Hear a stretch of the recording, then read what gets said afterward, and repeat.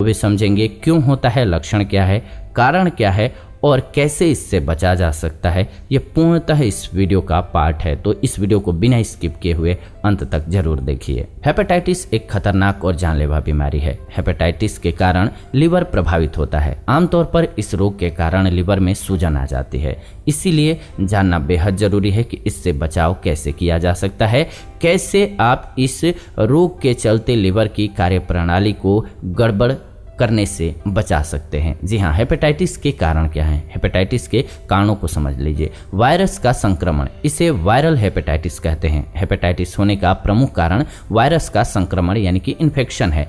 4 ऐसे प्रमुख वायरस हैं जो लिवर को नुकसान पहुंचाते हैं। हेपेटाइटिस ए, बी, सी और ई। ये वायरस दूषित खाद्य पदार्थ और पेय पदार्थों के जरिए शरीर में पहुंच जाते हैं। इस प्रकार के हेपेटाइटिस के मामले गर्मी और बरसात के मौसम में ज़्यादा सामने आते हैं, क्योंकि इन मौसमों में पानी काफ़ी प्रदूषित हो जाता है।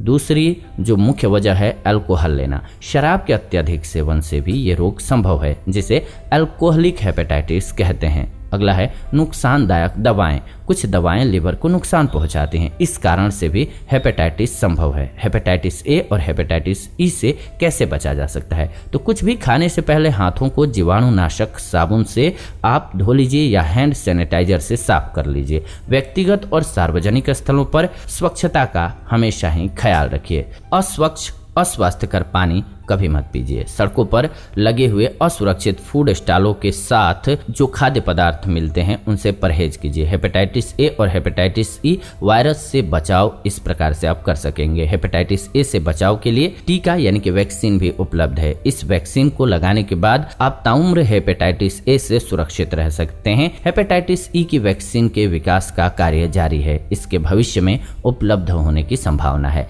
हेपेटाइटिस बी और हेपेटाइटिस सी से बचाव जान लीजिए। इन दोनों प्रकार के हेपेटाइटिस को पैदा करने वाले वायरस दूषित इंजेक्शनों के लगने, सर्जरी से संबंधित अस्वच्छ उपकरणों, नीडल्स और रेजरों के इस्तेमाल के जरिए हेपेटाइटिस से ग्रस्त व्यक्ति से स्वस्थ व्यक्ति को संक्रमित कर सकते हैं। जांच किए बगैर रक्त के चढ़ाने से भी कोई व्यक्ति हेपेटाइटिस बी और सी से संक्रमित हो सकता है। नवजात शिशु की मां से भी हेपेटाइटिस बी का वायरस शिशु को संक्रमित कर सकता है, बशर्ते कि बच्चे की मां हेपेटाइटिस बी से ग्रस्त हो। बच्चे को टीका लगा करके इस रोग की रोकथाम की जा सकती है। एड्स के वायरस की तरह ही हेपेटाइटिस बी और सी असुरक्षित शारीरिक संबंध स्थापित करने से भी हो सकता है। फिलहाल हेपेटाइटिस सी की वैक्सीन उपलब्ध नहीं है, इसीलिए हेपेटाइटिस सी की रोकथाम डिस्पोजेबल नीडल और सीजर का इस्तेमाल करके किया जा सकता है। जी हाँ, रक्त और इससे संबंधित तत्वों को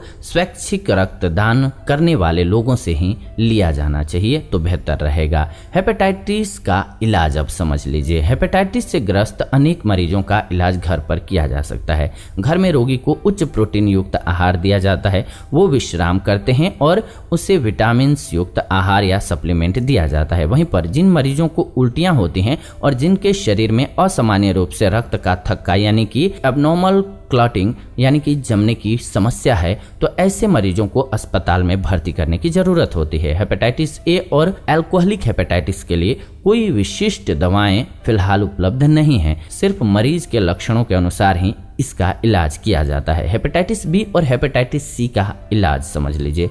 बेशक अब ऐसी कई कारगर दवाएं उपलब्ध हैं जो हेपेटाइटिस बी और सी वायरस के इलाज में अच्छे नतीजे दे रही हैं। एक वक्त था जब इस प्रकार के हेपेटाइटिस का कारगर इलाज उपलब्ध ही नहीं था। हेपेटाइटिस बी के लिए मुंह से ली जाने वाली एंटीवायरल दवाएं उपलब्ध हैं। इन दवाओं को डॉक्टर की निगरानी में पीड़ित व्यक्ति को लेना चाहिए।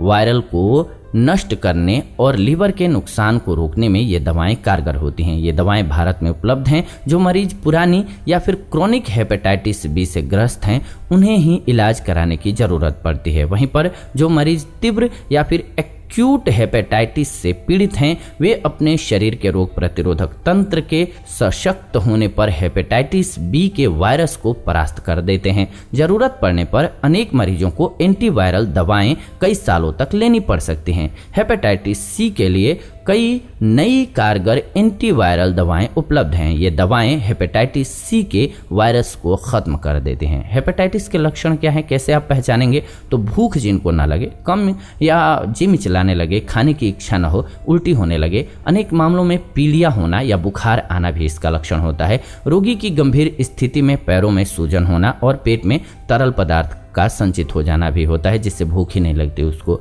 रोग की अत्यंत गंभीर स्थिति जब आती है तो कुछ रोगियों से जो मुंह है उसका, उससे ब्लड आने लगता है या नाक से ब्लड आने लगता है, ब्लड की उल्टियां होने लग सकती हैं। तो ये समझिए बहुत ही गंभीर स्थिति है। हेपेटाइटिस की जांच कैसे करें? तो हेपेटाइटिस की डायग्नोसिस लिवर फाइब्रोस्कैन, लिवर की बायोप्सी, लिवर फंक्शन टेस्ट और अल्ट्रासाउंड इत्यादि से की जाती है। कुछ दवाओं से नुकसान भी होता है। टीबी, दमा में दौरा यानी कि ब्रेन फिट्स के इलाज में इस्तेमाल की जाने वाली दवाएं और कुछ दर्द निवारक यानी कि पेन किलर्स लिवर को नुकसान पहुंचाते हैं।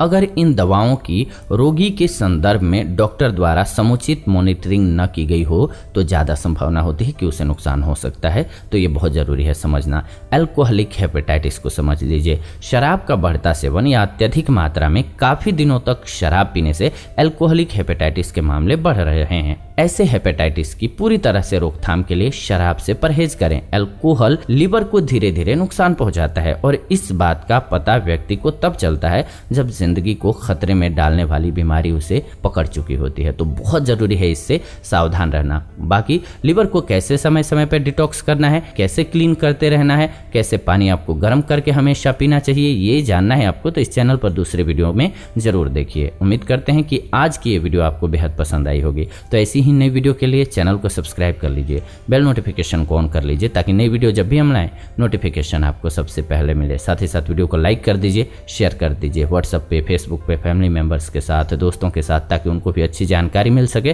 फिलहाल विदा लेते हैं हम इस वीडियो से, जुड़ेंगे नई वीडियो में नई जानकारी के साथ। तब तक आप सभी खुश रहें, स्वस्थ रहें। Thanks for watching.